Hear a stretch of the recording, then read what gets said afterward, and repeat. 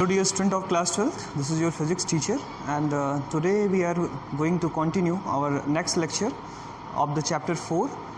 In the before lecture we already discussed that how the current carrying conductor experience a force when it is placed inside a uniform magnetic field, and we also discussed that how we apply the Fleming left hand rule to find the direction of force experience by the current carrying conductor. हम लोगों ने पिछले lecture में ये देखा कि किस तरह से एक चार्ज पार्टिकल जो होता है या कोई चार्ज है उसको अगर आप मैग्नेटिक फील्ड में रखोगे किसी वेलोसिटी के साथ तो हम देखते हैं कि उस पर एक फोर्स काम करता है और उस फोर्स की डायरेक्शन निकालने के लिए हम लोग जो है फ्लेमिंग लेफ्ट हैंड रूल का यूज़ करते हैं।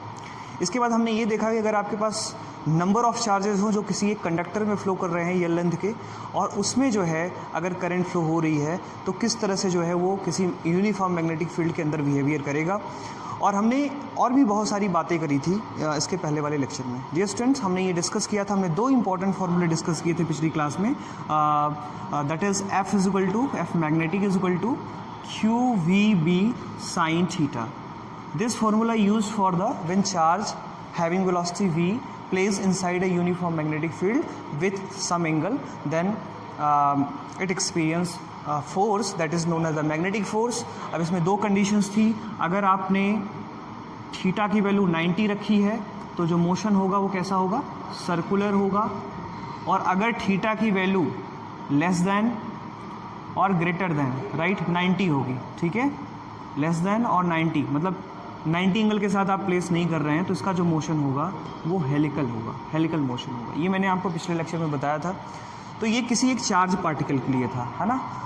इसी तरीके से जब हम किसी कंडक्टर को प्लेस करते हैं तो कंडक्टर में नंबर ऑफ़ चार्जेस होते हैं, तो नंबर ऑफ़ चार्जेस की वजह से वो कंडक्टर पे कंप्लीट फोर्स लगता है, और उस कंप्लीट फोर्स की वजह से वो पूरा का पूरा कंडक्टर जो है किसी एक पर्टिकुलर डायरेक्शन में चलना स्टार्ट कर देता है।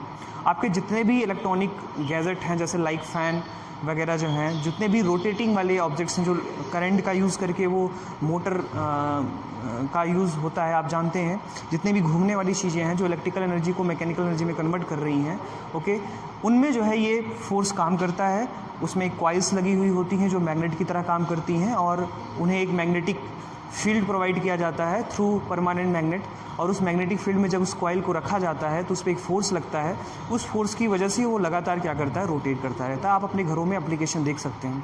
इसीलिए मैं कहता हूँ कि जो 12th फिजिक्स है, 11th फिजिक्स है, वो बहुत ही रिलेवेंट है आपके लाइफ से। उसको अपने लाइफ से जोड़ के देखिए कि उसका यूज़ कहाँ है हमारी लाइफ में, ठीक है। सो फिलहाल हम यहाँ पर बात करते हैं कि जब आप किसी कंडक्टर को रखते हैं तो इस पर जो फोर्स लगता है, this is the ILB sign theta. This is for the conductor having length यल। जब वहाँ पे उसका लेंथ यल था, सेम सिचुएशन है। इसमें कोई हेलिकल मोशन या सर्कुलर मोशन वाली बात नहीं है। इसमें मोस्टली उस पर कुछ इस तरह का फोर्स लगेगा कि वो लीनियर मोशन करेगा, किसी एक पर्टिकुलर डायरेक्शन में ही जाने लगेगा।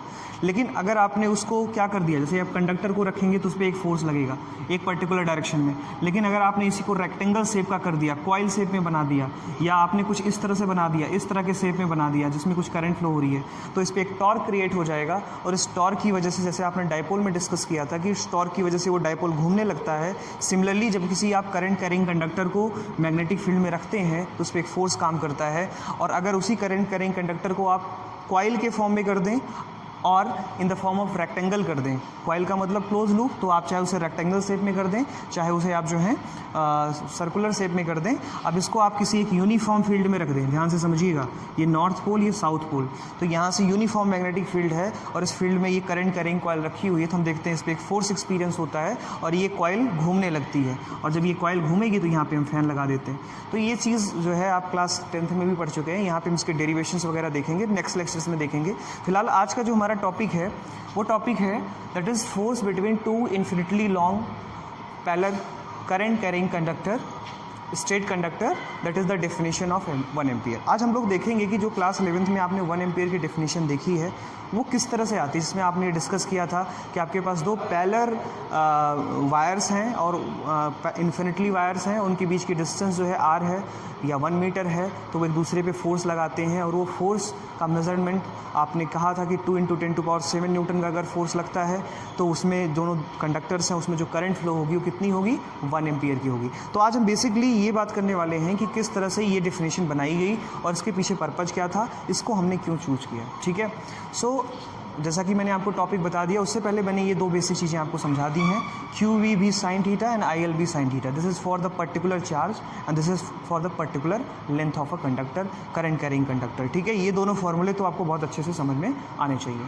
अब हम अपने टॉपिक पे आते हैं और ये डिस्कस करते हैं कि किस तरह से जो है इन्फिनिटली लॉन्ग वायर्स क्या करते हैं, एक दूसरे पे फोर्स को एक्सपीरियंस करते हैं, एक दूसरे पर फोर्स को क्या करते हैं, लगाते हैं। ठीक है, तो हम सबसे पहले क्या करेंगे, जो है दो वायर्स जो है कंसीडर करेंगे और उन वायर्स की हेल्प से जो है हम इसको समझने का प्रयास करेंगे। तो मान लेते हैं हमारे पास इन्फिनिटली वायर्स हैं, ये हमारे पास जो है दो वायर्स हैं, राइट। इस तरह से इन्फिनिटली वायर्स हैं, इनकी लेंथ जो है इनफाइनाइट है और इसमें यूनि डायरेक्शनल करंट फ्लो हो रही है, मतलब कि इनकी जो करंट की डायरेक्शन है वो सेम है, दोनों में सेम डायरेक्शन में करंट फ्लो हो रही है। तो एक दूसरे पे ये फोर्स लगाते हैं। क्यों फोर्स लगाएंगे? क्योंकि हम जानते हैं कि ये अपने चारों तरफ क्या करेगा, मैग्नेटिक फील्ड प्रोड्यूस करेगा कुछ इस तरह से, और ये भी क्या करेगा, अपने चारों तरफ मैग्नेटिक फील्ड कुछ इस तरह से प्रोड्यूस करेगा। ये जो कंडक्टर्स हैं, मान लेते हैं इनके बीच की जो डिस्टेंस है वो स्मॉल आर है, राइट। ये तो सिचुएशन कुछ इस तरह से है कि आपके पास दो इनफाइनाइटली लेंथ के वायर्स हैं और उसमें कुछ करंट आई फ्लो हो रही है, दोनों में सेम डायरेक्शन में फ्लो हो रही है। अभी हम अपोजिट डायरेक्शन का भी देखेंगे, तो अपोजिट डायरेक्शन में फोर्स बस इतना हो जाता है कि अट्रैक्टिव हो जाता है, और अगर जो है सिमिलर डायरेक्शन में है तो ये रिपल्सिव हो जाते हैं। ये चीज़ आप जानते हैं, राइट, क्योंकि अगर सिमिलर डायरेक्शन में जो है करंट फ्लो हो रहा तो एक जैसा मैग्नेटिक फील्ड बनाएंगे, राइट। हालांकि उसके एंड के चारों तरफ जो होगा मैग्नेटिक फील्ड की डायरेक्शन अलग होगी, वो हम देखते हैं कैसे होगी। तो अगर हम देखें तो ये हमारे पास जो है एक कंडक्टर है जिसमें कुछ करंट फ्लो हो रही है। इसका जो मैग्नेटिक फील्ड पैटर्न होगा इसको निकालने के लिए सबसे पहले हम क्या करते हैं, अपने लेफ़्ट हैंड को लेते हैं और लेफ़्ट हैंड रूल यूज़ करेंगे। यहाँ पे लेफ़्ट हैंड में अपने थंब को क्या करना है, left hand thumb rule use करेंगे, करंट की डायरेक्शन में रखना है, अपनी फिंगर को इंसर्कल करना है। इंसर्कल करेंगे तो आपको इसकी direction, that is magnetic field lines की डायरेक्शन पता चल जाएगी। सिमिलरली आप इसके लिए कर सकते हैं, इसके लिए जो है आप देखेंगे तो इसकी भी डायरेक्शन सेम होगी। अब आपको किसी एक पर्टिकुलर पॉइंट पे क्या करना है, हमें जो है यहाँ पर मैग्नेटिक फील्ड क्या करना है, फाइंड करना है। हियर हमें क्या करना है, यहाँ पर मैग्नेटिक फील्ड फाइंड करना है। हमें ये बताना है कि यहाँ पे मैग्नेटिक फील्ड कैसा होगा और यहाँ पे मैग्नेटिक फील्ड कैसा होगा, राइट। तो इसके लिए हम क्या करते हैं, आप जानते हैं कि आप टेंजेंट ड्रॉ कर दीजिए। अगर मैं इस छोटा सा एलिमेंट इस पर चूज़ कर लूँ, ठीक है, तो इस पर मैं टेंजेंट ड्रॉ करूँगा, तो this is the direction of magnetic field, ठीक है। सिमिलरली अगर मैं यहाँ पर टेंजेंट लेता हूँ तो यहाँ पर अगर मैं टेंजेंट लूँगा तो ये डायरेक्शन हो जाएगी, दिस इज़ द बी। मतलब इधर की तरफ अगर हम बात करें तो इधर की तरफ इनसाइड मैग्नेटिक फील्ड प्रोड्यूस हो रहा है और इधर की तरफ जो है आउटसाइड मैग्नेटिक फील्ड प्रोड्यूस हो रहा है। तो आउटसाइड के लिए मैंने आपको बताया था, आउटसाइड के लिए हमेशा कैसा बनाना है, पॉइंट, और इनसाइड के लिए हमेशा कैसा बनाना है, क्रॉस। तो अगर आपने क्रॉस बना दिया, this is the representation of the outside magnetic field. Similarly if we draw the point then it represent the outside magnetic field. तो ये दो चीज़ें आप समझते रहिए। दैट्स मीन कि ये जो कंडक्टर है ये क्या करेगा, ये यहाँ पर जो मैग्नेटिक फील्ड प्रोड्यूस करेगा ये आउटसाइड डायरेक्शन में होगा और यहाँ पे क्या होगा, इनसाइड डायरेक्शन में। कैसे हमने निकाला, with the help of right hand thumb rule. Right hand thumb rule हमने यहाँ पे यूज़ किया और थंब रूल से हमने मैग्नेटिक फील्ड की डायरेक्शन, क्योंकि हमें पता है कि स्ट्रेट कंडक्टर, आई होप इतनी बात आप समझ में आ गई होगी कि किस तरह से हमने जो है मैग्नेटिक फील्ड फाइंड किया, है ना। यहाँ पर जो मैग्नेटिक फील्ड होगा वो आउटसाइड डायरेक्शन में होगा और यहाँ पे जो मैग्नेटिक फील्ड होगा वो इनसाइड डायरेक्शन में होगा। इतनी बात हमने कर ली। अब यहाँ पे क्या करना है, हमें फोर्स जो है क्या करना है, फाइंड करना है इसके ऊपर। तो ये जो कंडक्टर है, जो ये आपके पास पहला वाला कंडक्टर है, इसकी वजह से मैग्नेटिक फील्ड प्रोड्यूस हो रहा है बी, राइट। आप इसे B1 मान सकते हैं, आप इसे B1 मान लीजिए। ये क्या करेगा, B1 मैग्नेटिक फील्ड क्या कर रहा है, प्रोड्यूस कर रहा है। इसी तरीके से ये हमारे पास B2 मैग्नेटिक फील्ड प्रोड्यूस कर रहा है। तो इसका जो मैग्नेटिक फील्ड होगा, अगर ध्यान से समझें इस बात को, तो इसके लिए जो है आउटसाइड मैग्नेटिक फील्ड है और इसके साथ इनसाइड मैग्नेटिक फील्ड है, अंदर की तरफ है इसके साथ। मतलब जो सेकेंड वाला, इसको आप फर्स्ट मान लीजिए, इसको फर्स्ट कंडक्टर मान लीजिए, इसको आप सेकेंड कंडक्टर मान लीजिए।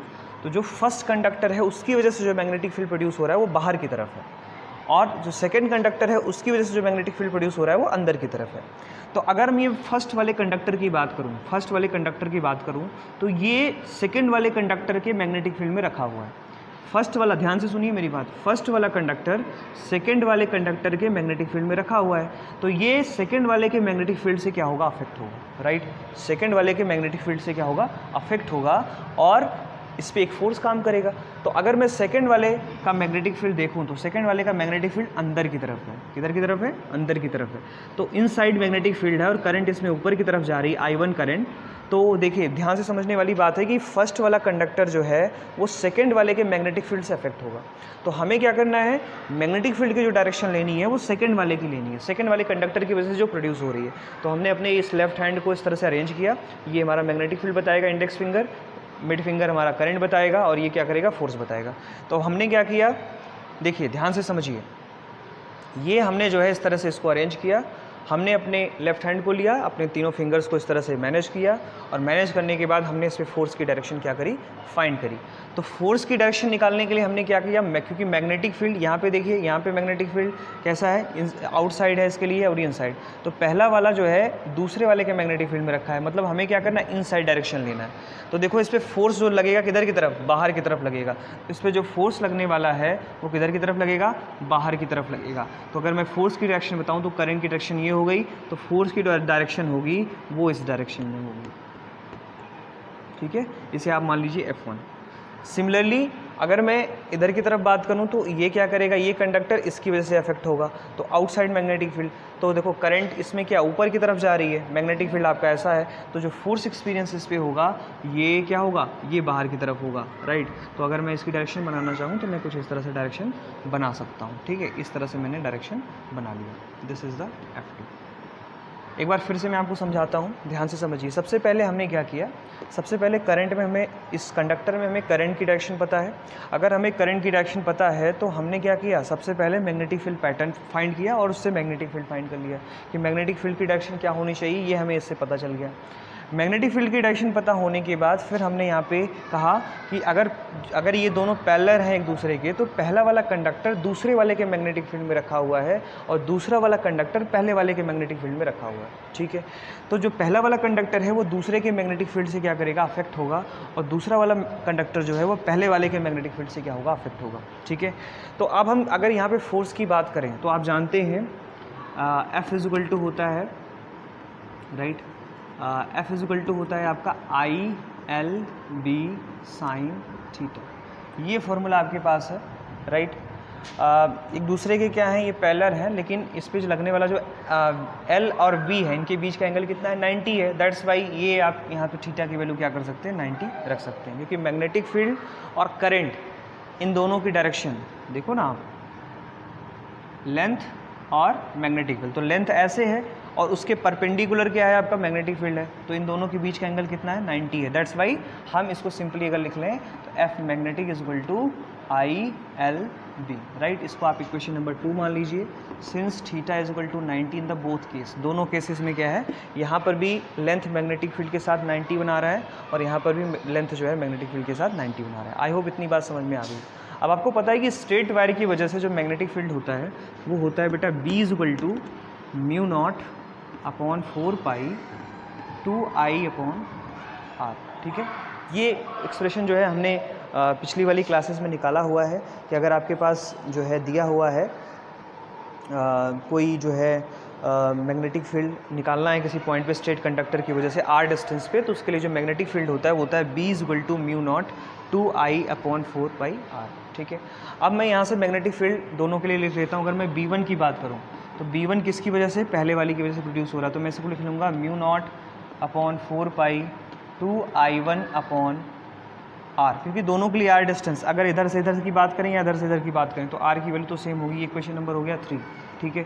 सिमिलरली अगर मैं B2 की बात करूँ तो B2 के लिए क्या हो जाएगा, mu not upon 4 pi 2I2 upon R, क्योंकि R दोनों के केस में क्या है, सेम है। अगर दोनों सेम है तो दोनों की वैल्यू सेम रखेंगे, तो इक्वेशन नंबर 4 हो गया। आई होप इतनी बात आपके समझ में आ गई होगी, है ना, इतनी बात क्लियर हो गई होगी आपको, ठीक है। तो अब हमारे पास क्या है, हमारे पास B1 की वैल्यू है, हमारे पास B2 की वैल्यू है, हमारे पास फोर्स है। तो हमें बेसिकली क्या करना है, फोर्स के बारे में जो है यहाँ पे आइडेंटिफाई करना है। तो अगर मैं फोर्स की बात करूँ, यहाँ पर फोर्स की वैल्यू मैं निकालना चाहूँ तो हमें पता है कि force F is equal to होता है IBL। लेकिन इंपॉर्टेंट बात ये है कि जो ये फोर्स है ये अलग अलग मैग्नेटिक फील्ड की वजह से क्या कर रहा है, इफेक्ट हो रहा है। जैसे अगर मैं F1 फोर्स की बात करूँ तो F1 फोर्स किस पर काम कर रहा है, फर्स्ट कंडक्टर पे काम कर रहा है, किस मैग्नेटिक फील्ड की वजह से, F2 के मैग्नेटिक फील्ड की वजह से। तो अगर मैं यहाँ पे लिखूँ force on first conductor, magnetic force on first conductor, this will B I। अब ये किसके मैग्नेटिक फील्ड, अब यहाँ पे ये समझने वाली बात है, जो F1 फर्स्ट कंडक्टर पे जो फोर्स लग रहा है वो किसके मैग्नेटिक फील्ड की वजह से लग रहा है, किसके मैग्नेटिक फील्ड की वजह से जो है ये फोर्स को एक्सपीरियंस कर रहा है, ये जो है इंपॉर्टेंट टर्म है, राइट। तो किसके मैग्नेटिक फील्ड की वजह से एक्सपीरियंस कर रहा है, तो इसको हम देखते हैं और यहाँ पे वैल्यूज़ को हम पुट कर सकते हैं। तो देखिए, तो अगर मैं F1 पे बात करूँ तो इसमें करंट किसकी वजह से, I1 करंट फ्लो हो रही है पहले कंडक्टर में, this is the I1, IL, L1, लेकिन मैग्नेटिक फील्ड किसका है, सेकंड वाले का मैग्नेटिक फील्ड है। यही बात मैं आपको कंफर्म करने की कोशिश कर रहा हूँ कि फर्स्ट वाला कंडक्टर सेकंड वाले के मैग्नेटिक फील्ड से अफेक्ट होगा और सेकंड वाला मैग्नेटिक कंडक्टर जो है वो फर्स्ट वाले के मैग्नेटिक फील्ड से अफेक्ट होगा। तो यहाँ पे जो मैग्नेटिक फील्ड की वैल्यू लिखी जाएगी वो क्या लिखी जाएगी, B1।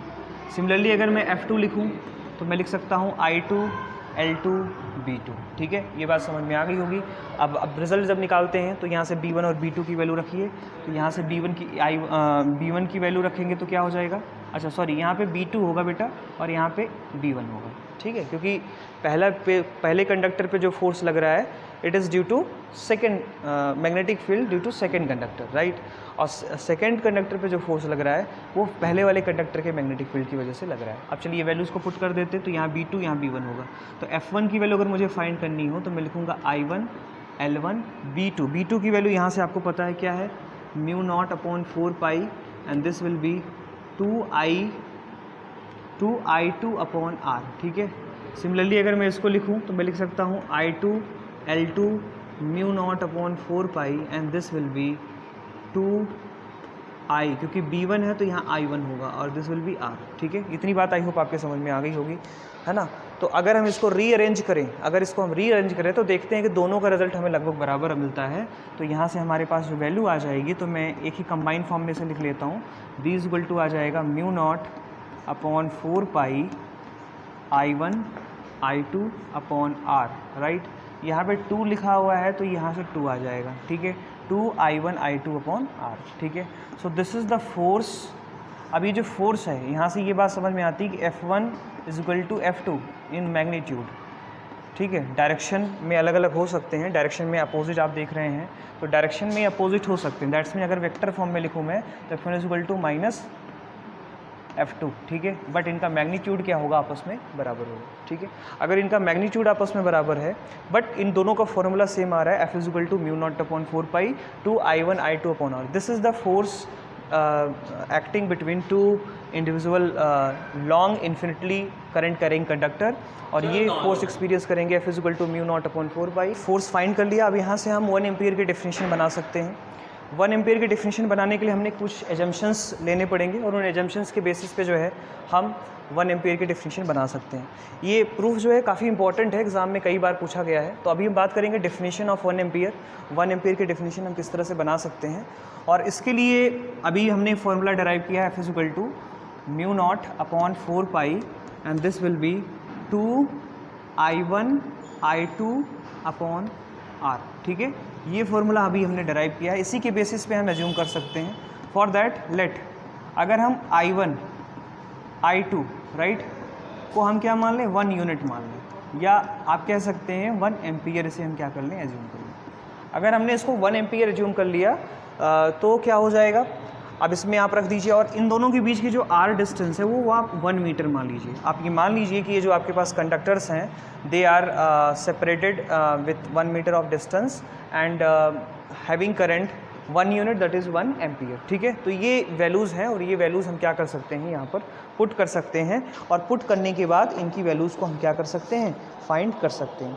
तो हम इसमें न्यूमेरिक वैल्यूज़ को क्या कर देते हैं, पुट कर देते हैं। न्यूमेरिक वैल्यूज़ को पुट करिए, आप देखिए इसमें रखिए F = आपको पता है कि μ0/4 की वैल्यू जो होती है वो 10⁻⁻7 होती है ना, ये आपको पता है। और this will B 2 × I1 I2, I1 की वैल्यू 1, I2 की वैल्यू 1 अपॉन R की वैल्यू 1। तो यहाँ से बेटा क्या आ जाएगा, F = 2 × 10⁻⁷ न्यूटन, ठीक है। सो ये इससे रिजल्ट कंक्लूजन क्या निकलता है, इससे कंक्लूजन ये निकलता है कि 1 ampere is the that current which is flowing in the conductor having infinitely length, है ना, separated by 1 meter distance and if they experience a force of 2 into 10 to power minus 7 Newton, then it must be that there is a 1 ampere of current is flowing in each of conductor. इसका सीधा सा मतलब ये है कि अगर आपके पास दो इनफाइनाइटली लेंथ वायर्स हैं और वो 1 मीटर की डिस्टेंस पे सेपरेट हैं और वो एक दूसरे पर जो है 2 into 10 to power minus 7 newton का फोर्स जो है अप्लाइड कर रहे हैं, इसका सीधा सा मतलब है कि उनमें करंट कितनी एम्पियर की फ्लो हो रही है, 1 एम्पियर की. तो 1 ampere is the amount of current which is flowing through 2 infinitely long current carrying conductor separated by 1 meter distance and experience a force of 2 into 10 to power minus 7 Newton. Right, आपके पास दो infinity wires हैं और उनके बीच में wires conductors हैं, current carrying conductors हैं, वो एक मीटर की डिस्टेंस से सेपरेट हैं और उन पर जो है अगर 2 into 10 to power minus 7 newton का फोर्स लग रहा है, इसका सीधा सा मतलब है कि उनमें कितनी करंट फ्लो हो रही होगी, 1 एम्पियर करंट फ्लो हो रही होगी. सो डियर स्टूडेंट, जो है आई होप ये लेक्चर आपके समझ में आया होगा और ये टॉपिक काफ़ी इंपॉर्टेंट है, तो आप लोग इसको बहुत अच्छे से पढ़ लें, बहुत अच्छे से इसको कर लें. और एक इन्फॉर्मेशन और भी है, हम लोगों ने इसके पहले वाले लेक्चर में डिस्कस किया था कि किस तरह से चार्ज पर जो है फोर्स लगता है और किसी कंडक्टर पे फोर्स लगता है. तो इससे रिलेटेड एक डिवाइस थी जिसका नाम था साइक्लोट्रॉन, और साइक्लोट्रॉन काफ़ी इंपॉर्टेंट था, उसको हम पार्टिकल एक्सेलेरेटर भी कहते थे और ये हर बार बोर्ड के एग्ज़ाम में कुछ ना कुछ मार्क्स में आता था. लेकिन इस बार से क्योंकि आपका सिलेबस रिड्यूस कर दिया गया है, इस वजह से ये टॉपिक आपके सिलेबस से हटा दिया गया है, तो हमें साइक्लोट्रॉन का टॉपिक नहीं पढ़ना है, हमें बस वही चीज़ें पढ़नी हैं जो